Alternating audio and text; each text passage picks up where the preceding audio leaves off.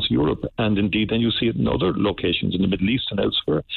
Countries are taking millions in. It's a real challenge to the world. And we are. But the IPAS figure for last year had nothing to do with Ukrainians and the issues they're having with Russia. It was €640 million for 26,000 international protection order applicants, and people are. This is why the Irish Times survey talks about immigration. They're wary of the amount coming in and the circumstances in which they're arriving here.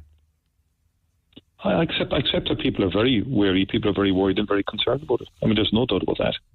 And I'm under no illusions about that. But government has legal international obligations in respect of asylum. I would argue that some of those international agreements are probably outdated. There's no doubt about that. Some of them date back to post-World War II, when the whole phenomenon of migration was much different and of a different nature and much less in numbers. But this is, and I've watched, you've watched as well, look at what's happening in Britain. I mean, Britain left the European Union on the migration argument. Was that good for Britain, that it allowed the migration issue to disrupt its economic model?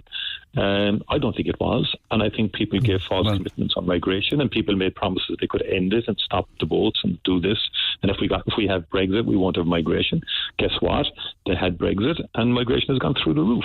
But why do you think much of the migration ends up in Ireland, coming from other European countries? I'm wondering, as opposed to Ireland as a point of destination. I mean, talking about some of them then with arriving without documents, for instance. Well, that has been clamped down on very significantly now. And I was just talking to someone recently at the airport where they saw people being checked coming off our planes. We have people on the other end, and we have put a lot of obligations on airlines, and airlines are being fined if they don't have effective mechanisms in place to stop people going on board who don't have proper documentation or Michael O'Leary ridiculed that, as you know. Well, he ridicules a fair lot, but it is definitely has been clamped down on significantly, and in fact, that I think is an issue, and that will be continued to be clamped down on. Yeah. Just staying with that aspect just for a little while longer, because I remember at the time when we were talking, and you also made other comments to the media at the time with regards to what we did was a decent response. I'm still wondering whether you feel it was a decent response on various issues regarding, in respect of migration in general. Well, one particular aspect was, if I honed in, say, for instance, on Ukrainian pets, for instance. I don't know whether you are aware of the figure from the Irish Times that was saying that it was 12 million for the year last year for 1,800 cats and dogs. Now, if you describe that as decent and humane and compassionate, the 12 million a year, I'd put it to you that maybe, as an example, the parents of the 150 special needs children at St. Killian's School in Mayfield, they've lost their occupational and speech and language therapists. It's a disgraceful, they would call it a disgraceful waste of public funds to be, housing 1,800 cats and dogs. Do you or the government have any decency or humanity for those vulnerable children and their families? It sounds cruel to me. Let's take the two issues now separately, Neil. I don't think that's fair how you've juxtaposed the two. I don't think it's fair how you've tried to put words into my mouth.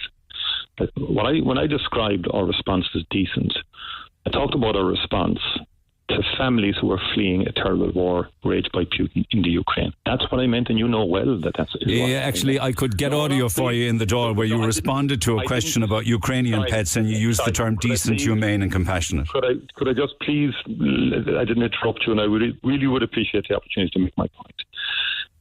That is the context in which I said it. I wasn't aware of the details around the pets and so on like that, and to me, the figure of 12 million seems an enormous sum. I wouldn't be approving of that. The fundamental point is women and children had to flee Kyiv. They had to flee cities all over Ukraine. Not our fault. Happened because of a war. I think it was a decent thing to do for the Irish people to respond to that. That's the point.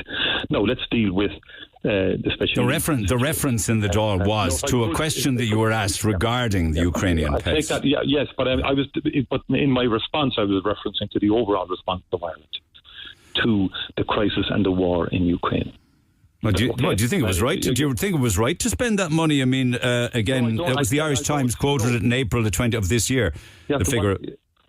I'm not. I personally wasn't aware of It was raising the Dáil in that particular time, but I wasn't aware of that scale of investment in pets and so on like that. The fundamental point I was making was, and I made consistently, and I made in your programme, is that a major war broke out in Europe, and Europe responded.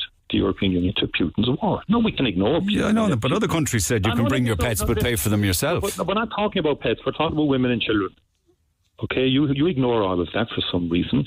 You don't agree with us looking after Ukrainians or responding. No, you are putting words in my mouth. I never once said that. I'm not. I mean, I don't lack humanity like you suggested last time. What are you at? So, what's your line of questioning? I mean, I've been on your show a couple of times on this, and you've now reduced it to pets. You've ignored the broader realities of the war. I would prefer, by the way, if we didn't have a war in Ukraine, we didn't have to deal with this. But can I deal with which is the reason why you asked me to come on the show?